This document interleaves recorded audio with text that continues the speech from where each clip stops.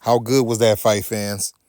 Young Jesse Rodriguez now takes over the super flyweight division by stopping the legend Juan Francisco Estrada.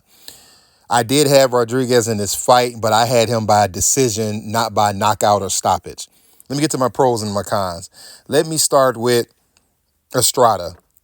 The pros would be he stuck to what got him this far in his career. Fighting on the front foot, moving forward, fighting the phone booth, landing punches from all kind of angles.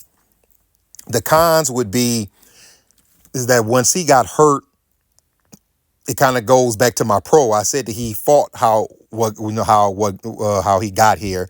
The cons is what I think got him stopped was he fought how he got here. What I mean by that is I believe that he was hurt in that third round when he got caught with that right hook to the side of the head. I think that he was still dazed from that in the fourth round when he got knocked down, and he never really changed up. It'd have been nice to see him, go Larry Holmes style, get on his feet, move around, start jabbing. Do you remember that fight when Larry Holmes fought Mike Tyson? And Mike Tyson was rocking Holmes. I don't remember which round it was, but then the next round, Holmes didn't sit in the booth with him. Holmes got on his feet like he used to do and started dancing around Mike and popping the jab to not only get his head back, but to get himself back in the fight. I'd have loved to see Estrada do that here. As for Jesse Bam Rodriguez, the pros would be he used the energy of his youth. I mean, his hand speed was amazing. His hand speed was good. I thought his upper body movement actually was good too. Good foot placement. He was throwing punches from angles. He was changing up the speed of his punches. He was throwing the jab. He was throwing the right hook. He was throwing body shots. He was throwing uppercuts. He was throwing straight left hands.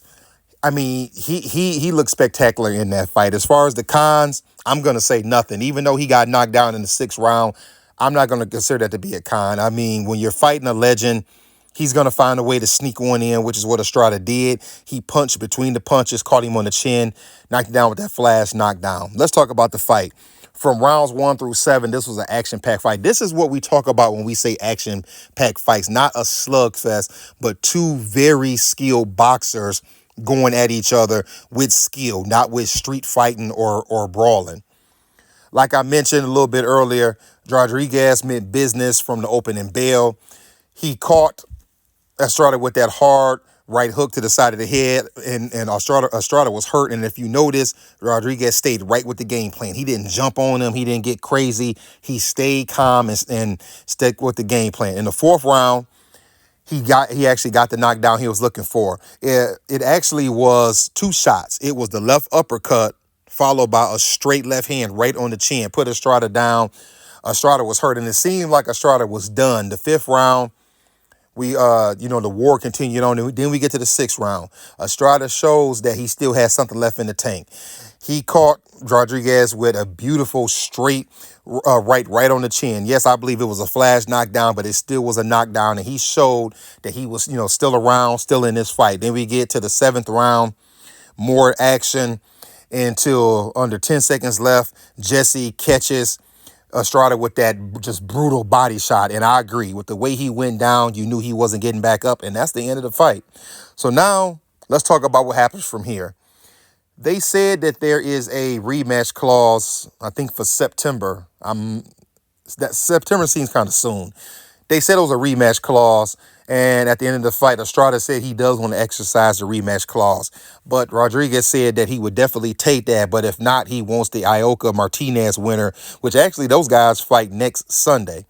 To be honest, I don't need to see Jesse rematch Juan Francisco. I think we saw that it's a changing of the guard. I think we saw that young 24-year-old is about to take over the division. And I would like to see the Ioka Martinez winner, something different. But Estrada says, hey, he has the right to the rematch clause, so he's going to take it. Now, I want to touch on something before I get out of here. They mentioned at the end of the fight that they want to see Jesse Rodriguez against Naoya Inoue. I agree with Jesse. I'm so proud of what he said. Listen, that's a dream fight. The truth is that he still has business to take care of at 115, which he said. After that, I'm sure he'll go to bantamweight. Let's be honest. By the time Rodriguez is ready to jump up to super bantam, Inoue is going to be up another division. I mean, I wouldn't be surprised if Inoue is not a featherweight by next year. So I don't see him staying there for let's about two. I don't see him staying there for 2 more years just so he could fight Jesse Rodriguez.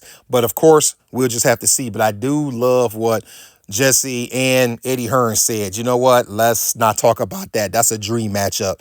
Jesse has business here at Superfly. Inoue has business at a super bantam, and probably before we know it, featherweight. All right, fight fans, what did you think about the fight? Who did you pick to win, and what do you want to see young Jesse Band Rodriguez do next? Do you want to see him go straight for Ioka Martinez winner, or do you want to see the rematch with Estrada because, it was contractually obligated? All right, if you haven't already, like I always ask, like, comment, subscribe, hit the notification bell so we can keep talking boxing. That's all I got. I'll let y'all later.